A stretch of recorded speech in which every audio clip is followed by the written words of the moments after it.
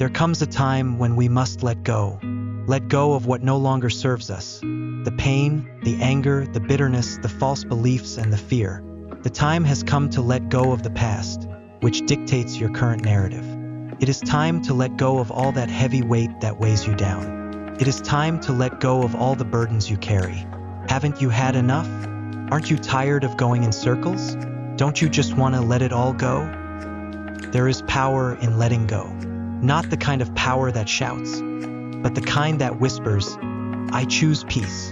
We live in a world that tells us to hold on. Hold on to pain, grudges, trauma, labels, as if clinging to these things gives us identity. But the truth is, holding on to what's happened is often what's blocking us from what we are truly seeking. And what we're truly seeking is freedom. Freedom from the things we carry in our minds and hearts that we were never meant to carry. The betrayal, the guilt, the shame, the lie that says we're not enough. The belief that because we were broken, we'll never be whole. We end up carrying so much that it eventually burdens us. But God did not design you to be stuck in a low place. He didn't create you to live in survival mode. He didn't create you to carry and relive yesterday's pain in today's soul. When we stay in bitterness, unforgiveness, or regret, we live in a low vibrational state, mentally, emotionally, and spiritually. And the enemy thrives there, in confusion, in heaviness, in cycles that replay over and over.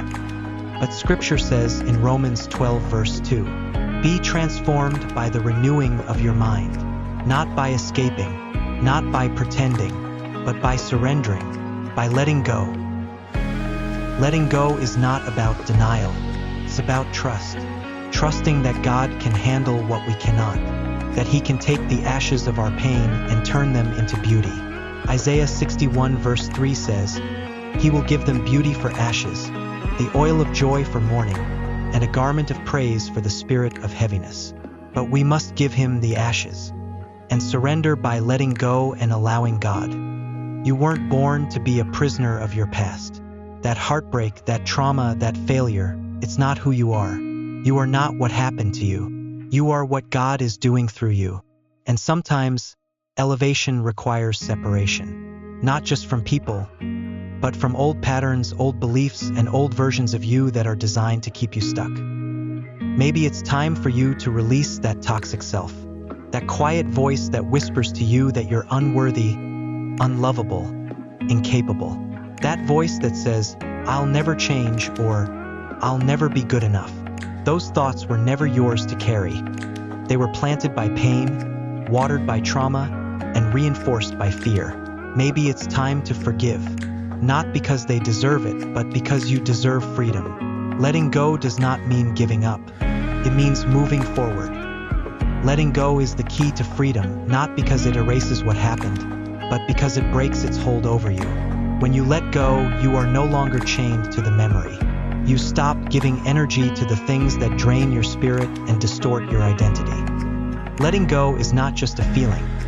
It's a spiritual decision backed by faith, trust, and action. If you're ready to release what no longer serves you, then start by becoming honest about what you're carrying. Be it unforgiveness, anxiety, past mistakes, or shame. Write it down or say it out loud. Bring it into the light where healing begins. Acknowledge the burden. You can't release what you won't name. Matthew 11 verse 28. Come to me, all who are weary and burdened, and I will give you rest. 1 Peter 5 verse 7 says, cast all your anxiety on Him because He cares for you. So speak to God intentionally and in your heart surrender it in prayer. You don't have to have perfect words, just say, Father, I surrender this to you. I no longer want to carry what's not mine. Take it, heal it, and help me walk in your freedom. This prayer invites divine power into the healing process. Letting go is also about forgiveness, even if it feels impossible. Colossians 3 verse 13 says, forgive as the Lord forgave you. Forgiveness doesn't mean what happened was okay. It means you refuse to be held hostage by it. Speak forgiveness by name, even if your heart isn't there yet. You're doing it for your freedom, not for their justification. Do something symbolic. Write your burdens down and burn or rip the paper. Speak affirmations like, I release the pain of my past. I receive peace and healing. Take a walk, lift your hands, or breathe deeply as an act of surrender. Let your body mirror what your spirit is choosing. So what happens when you truly let go? You start to see clearly. The fog lifts. Your mind becomes less chaotic. Your heart opens again, not recklessly, but with wisdom and discernment.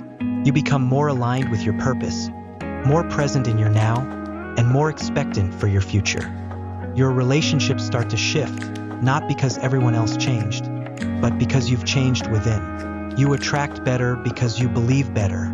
You set boundaries. You honor yourself. You stop settling. You start being free.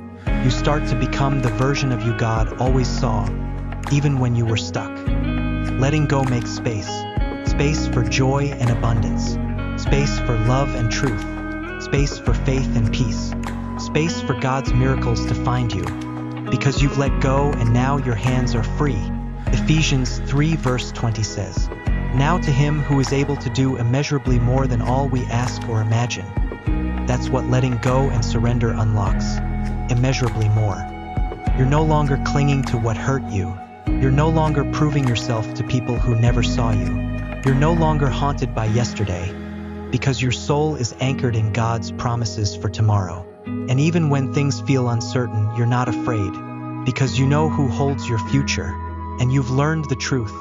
Letting go wasn't the end. It was your release to freedom, your awakening in faith, your solutions in truth, and your rebirth in overcoming the old you.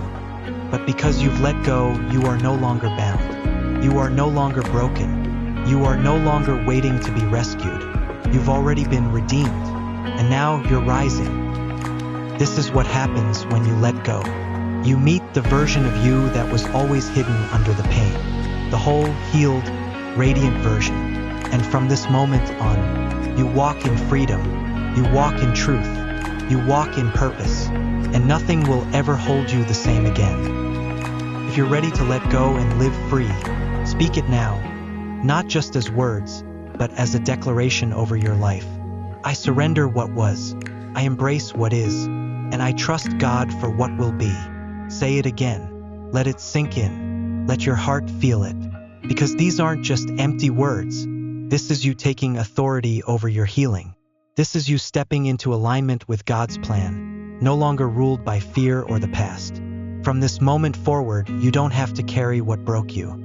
You don't have to keep reliving the pain to prove you survived it. You are free. You are worthy. You are loved by a God who makes all things new. And as you walk this path, step by step, peace will meet you, purpose will guide you, and love will sustain you. If you're ready to let go and live free, speak it now. I surrender what was, I embrace what is, and I trust God for what will be. Subscribe for more healing, light, and truth. Your journey is just the beginning.